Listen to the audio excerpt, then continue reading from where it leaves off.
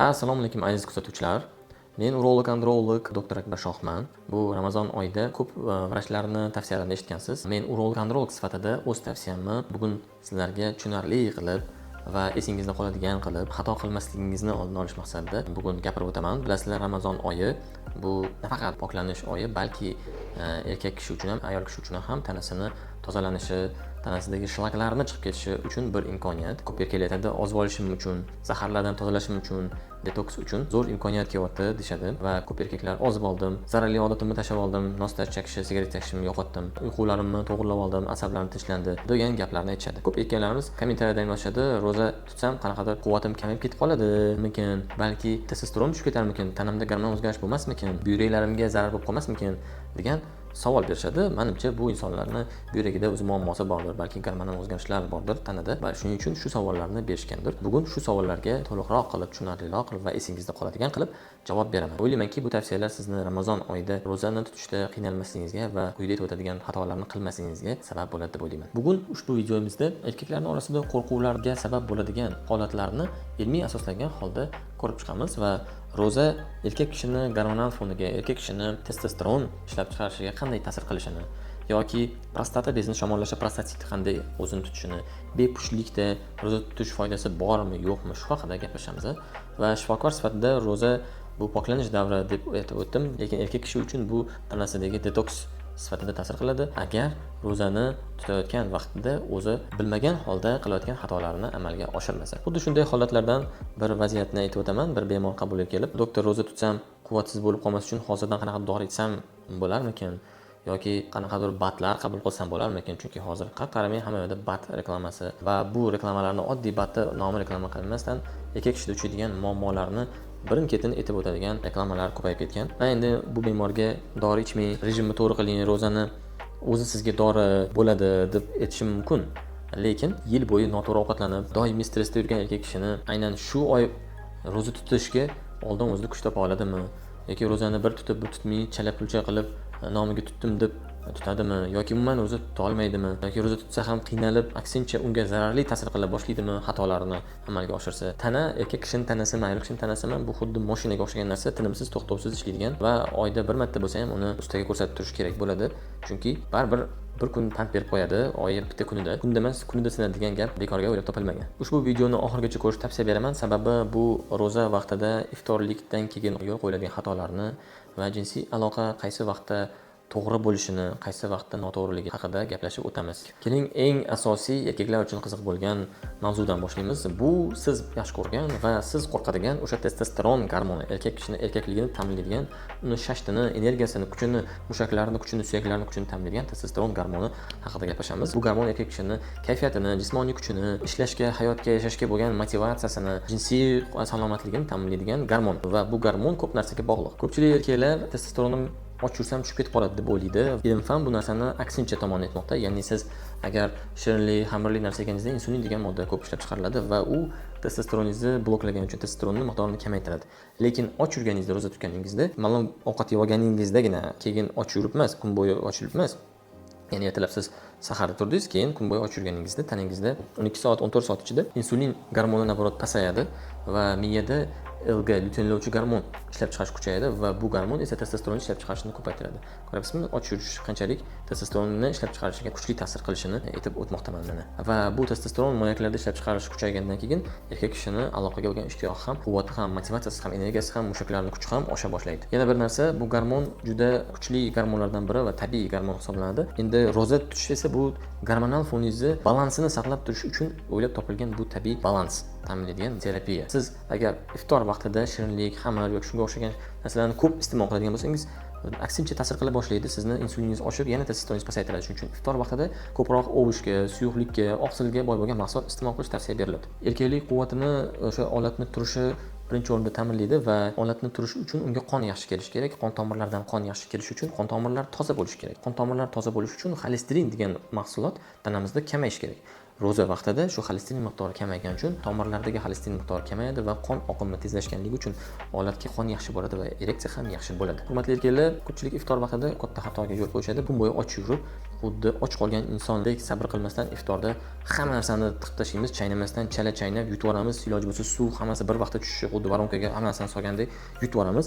Bu narsa juda kuchli ta'sir qiladi ovqat hazm qilish tizimiga, gormonal tizimga, asabga, charchoqqa va sizni keyingi ro'za sahar vaqtigacha bo'lgan vaqtda ovqatni hazm qilishga ulgurmasligi, og'ir botishi, hattoki sahar turmasligingizga ham olib kelishi mumkin. Ko'pchilik mana qabulim kelganda ro'zani 3-kuni bemor kelib, "Ro'za tutsam, qanaqadir belim og'riyapti, holim yo'q" degan savollarni berishadi. Shunda o'zidan so'rasangiz, iftor vaqtida muzdek gazli suvni 1 litrdan oshiqroq suvni ichib yubordim deb aytishadi. Uni ketdan 2 kosa ovqatda ham tiqib yubordim deydi. Bu organizm uchun qanaqadir katta shok. Insulin katta dozada chiqishi, katta muzdek suvni tushishi, tanani uni qabul qila olmasligi bu ichak tizimiga qattiq ta'sir qiladi. Chaynalmasdan yutilsa undan ham battar.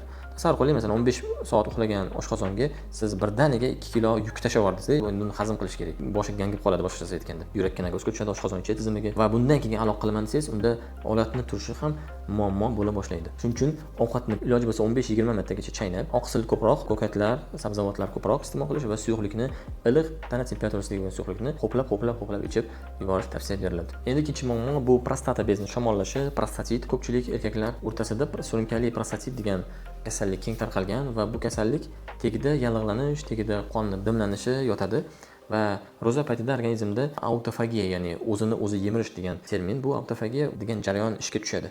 Och yurgan vaqtida tanadagi zaharli hujayralar, zaharli mahsulotlar chiqib ketishi uchun o'zimizni hujayralarimiz o'zimizni ichidagi keraksiz bo'lgan, eskirgan yoki kasallangan hujayralarni yemira boshlab, ularni hazm qilib tashqariga chiqarib olishga, toksin sifatida chiqarib olishga va yallig'lanishni ketkazishga va tanadagi hujayralarning qayta yangilanishiga olib keladigan jarayon ishga tushadi. Bu xuddi kompyuteringiz bitta o'chirib yoqib yuborib, hamma shipkalarni o'chirib yuborgandek gap. Prostata bezidagi ham jinsiy aloqa regularniy bo'lmasa, vaqtida bo'lmasa, harakatgan bo'lsa, shishlar bo'la boshlaydi.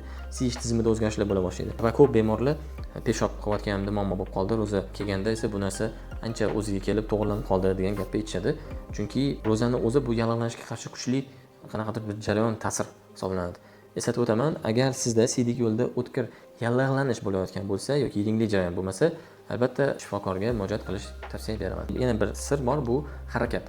Ro'zadorman, men ro'za tutganman deb yotib olib, kun bo'yi uxlasham bu noto'g'ri. Kam harakat kichik tos a'zolarda foydalanishni kamaytiradi va dimlanishga, qonni dimlanishiga olib kelgani uchun prostata bezini shamollashini xavfini oshiradi. Shunga mos ravishda yotmasin, ovqat yegandan keyin harakatsiz yotmasin degan maqsadda erkaklarga taroveh namozi chiqqan va bu namozda erkak kishini tinimsiz harakati hisobiga tos a'zolarida qonlanishi yaxshilanadi va shamollash oldi olinadi. Lekin ko'pchilik taroveh namoziga chiqmaganligi uchun bu narsani foydali ekanligini bilmaydi. Bu xuddi tabiiy gimnastikadek sog'liqni saqlash maqsadida tavsiya etilgan narsa hisoblanadi. Iftordan sahargacha bo'lgan vaqtida suyuqlikni juda ham ko'p ichib yuborish va birdaniga ichib yuborish tavsiya etilmaydi. Chunki bu narsani ichayotganda, suyuqni ichayotganda ehtiyot bo'lish tavsiya qilaman. Erkak kishi organizmida suv kamaysa, qon quyiladi.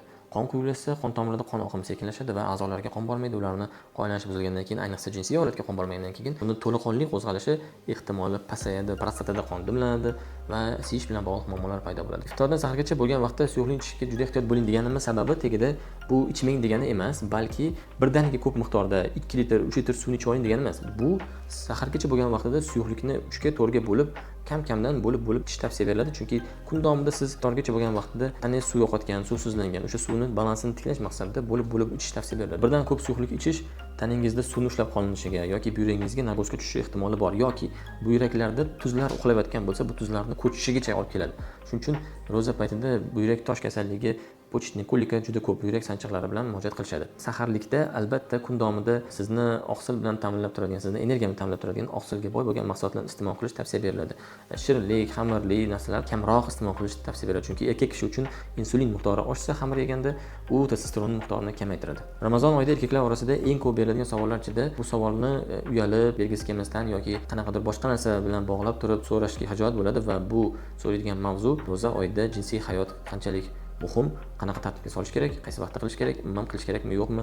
Ba'zi insonlar bor, umuman ro'za vaqtida aloqa qilmaydi. Ba'zi insonlar bor, ro'za vaqtida iftordan keyin aloqa qilishni odat qilgan bo'ladi. Qaysi biri o'zi to'g'ri, qaysi biri noto'g'ri va qanday qilish kerakligini hozir ko'rib chiqamiz. Kun davomida erkak kishi och yuradi, suvsiz yuradi va tana oqsilsiz, tana suvsiz jinsiy a'zolarga boradigan qon miqdori kamaygan, qon quyulashganligi uchun iftordan keyin srazu jinsiy aloqaga tavsiya etilmaydi ishtiyoq bilan borishi, chunki tanangizda yeyilgan ovqat mahsulotlari ichakka tushdi, oshqozonga tushdi, uni tana hazm qilish uchun tanangizdagi hamma qonni ovqat hazm qilishga yuboradi. Olatga boradigan qon miqdori kamayganligi uchun olat kuchi pastroq bo'ladi. Shuning uchun ovqat yegandan keyin biroz harakat qiling, biroz yuring, suyuqlikni ko'p ichib yubormang, biroz dam oling, 1 soat 2 soat dam oling, kuch yig'ib oling, energiya to'lib oling va undan keyin sahargacha bo'lgan vaqtida bitta vaqtni belgilab aloqa qilishingiz mumkin. Iftordan keyin albatta ovqat iste'mol qilib, namozlarni o'qib, 2 soat 3 soat o'tgandan keyin kuch yig'ib olib, dam olganingizdan keyin jinsiy aloqaga bo'lgan ishtiyoqingizni qondirishingiz mumkin.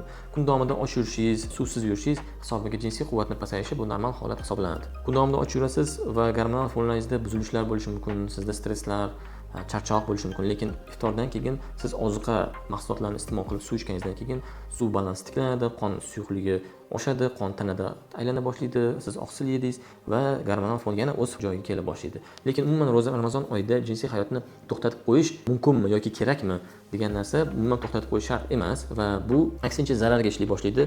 Jinsiy a'zo hisoblangan prostatani ichida jinsiy suyuqliklarning dimlanishiga va ularni shamollab qolishiga kerak bo'lsa, prostata bezi adenomasiga o'tishgacha olib kelishi ehtimoli baland. Iftordan keyin nima uchun mumkin emas desangiz, iftordan keyin ko'pchilik bu eng katta yo'l qo'yadigan xatosi, iftordan keyin jinsiy aloqani amalga oshirish. Bu kun davomida siz stressda yurganingiz va och yurganingiz hisobiga insulin pasaygan va testosteron ishlab chiqaradigan LG oshganligi uchun luteinlovchi gormon siz ishtiyoqingiz oshadi, lekin baribir olat kuchsiz turadi. Sizda ishtiyoq bor, olat kuchi pastroq bo'lgani uchun aloqa tavsiya berilmaydi bunaqa vaqtda. Hattoki Ibn Sinoni kitoblarida ham to'q qoringa aloqa qilish tavsiya berilmaydi. Ro'zador inson albatta jinsiy quvvat pasaymasi uchun, gormonal foni buzilmasi uchun, jinsiy a'zolar shamollab qolmasligi uchun albatta iste'mol qiladigan mahsulotlarning ichida oqsilga boy bo'lgan, energiya beruvchi dukkakli mahsulotlar, yong'oq, mayiz yoki asal kabi mahsulotlarni iste'mol qilib turish, ko'katlarni albatta ko'paytirish kerak va suyuqlikni ichida oddiy suv, rangli suvlar yoki gazli suvlar emas, oddiy suv iste'mol qilish tavsiya beriladi. Hurmatli erkaklar, kirib kelayotgan Ramazon oyi hammamizga muborak bo'lsin va tutayotgan ro'zangiz qabul bo'lsin.